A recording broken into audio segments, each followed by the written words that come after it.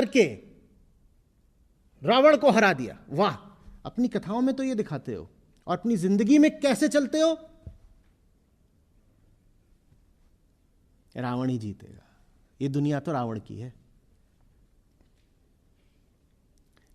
ये मान्यता हमारी हमेशा से रही है। इसलिए ये भजना जरूरी है कि राम भजा सो जीता जग में। राम भजा सो जीता जग में। अब अच्छे से समझिएगा एक बात जो कह रहा हूं आपसे। आप किसी के सामने खड़े हों, आप अच्छी तरह जानते हैं वो बेईमान है, कपटी है, झूठा है, हिंसक है, क्रूर है, आप अच्छी तरह जानते हो, लेकिन फिर भी आप पाओ कि उसके पास बल है आपसे ज्यादा और आप उसके सामने कमजोर पड़ रहे हो। अगर ऐसा पाओ तो तुरंत याद कर लेना कि आपकी अश्रद्धा ही उसका बल है। आपकी अश्रद्धा ही उसका बल है। अगर आपको बलवान दिखाई दे रहा है तो वो इसलिए नहीं है कि वो बली है, वो इसलिए क्योंकि आप में अश्रद्धा है। आपकी अश्रद्धा ही उसका बल है। पुरानी कथाओं में एक असुर का उल्लेख आता है। वो जीतता ऐसे था कि उसके सामने जो कोई खड़ा होता था उसकी आधी शक्ति असुर की हो जाती थी। समझ में आ रही है बात? झूठ वही असुर है। आप उसे अपनी शक्ति ना दें तो वो आपसे जीतेगा नहीं। जब भी झूठ ने आपको हराया है, झूठ ने अपनी ताकत से आपको नहीं हराया है, झूठ ने आपकी ही ताकत से आपको हराया है। झूठ की अपनी कोई ताकत नहीं होती। झूठ के तो अपने पैर तक नहीं होते, कौन सी ताकत। झूठ को अगर आप चलता भागता दौड़ता देखें तो वो पैर आपके हैं।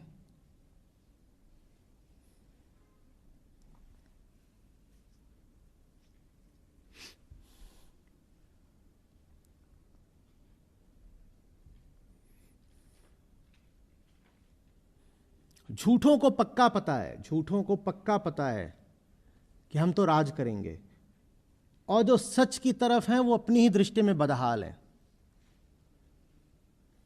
उनको 100 तरह के आत्मसंशय होते हैं। झूठे सब आत्मविश्वास से भरे हैं, और कोई सच की तरफ धोखे बधोखे खड़ा भी हो जाता है तो उसके भीतर 50 तरह के आत्मसंशय आते हैं।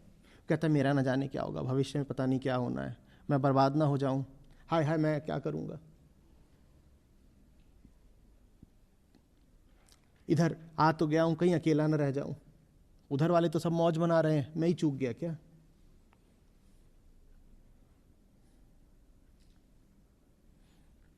झूठों को ये प्रश्न कभी नहीं आते। इसलिए नहीं आते क्योंकि उनको सब प्रश्नों के उत्तर पहले ही दिए जा चुके हैं। उनको बताया जा चुका है ये पटकथा है, तुम गुलाम हो, इस पटकथा पे जियो। तो उनके पास अब कौन सा प्रश्न आएगा।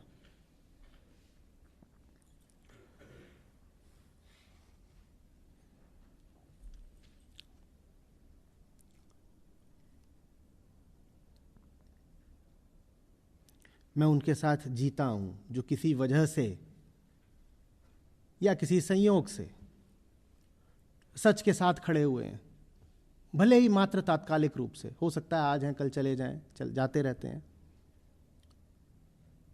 पर मैं उनके भीतर का मंथन देखता हूं। यह आपका समाज लगातार उनको यही बताता रहता है कि बेटा तू तो गयो, तेरी जिंदगी तबाह, तेरा करियर तबाह, तेरा भविष्य चौपट, तू तो गयो।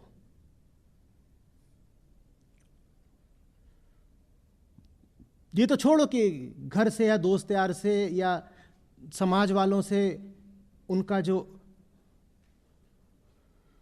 वार्तालाप रहता है, उनको जो फोन आते हैं, उसमें क्या बातचीत होती है।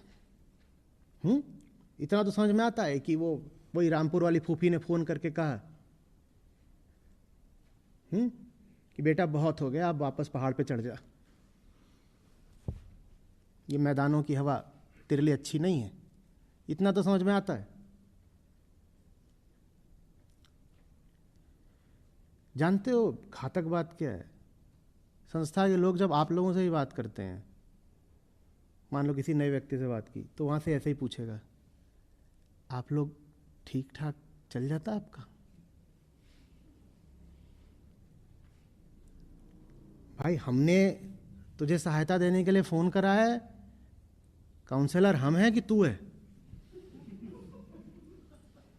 वो उधर से सहायता देना शुरू कर रहा है। देखिए, नहीं, अच्छे लोग हो आप लोग, आचार्य जी के साथ हो, कभी ऐसा लगे कि नौकरी वगैरह चाहिए तो हमें बताइएगा। इस बात का अर्थ क्या है? वो यहाँ से कॉलिंग कर रहा है, उसको फ़ोन पे जॉब ऑफर आ रहा है। नहीं, अच्छे आदमी हो आप, हमें भी ईमानदार लोगों की ज़रूरत है।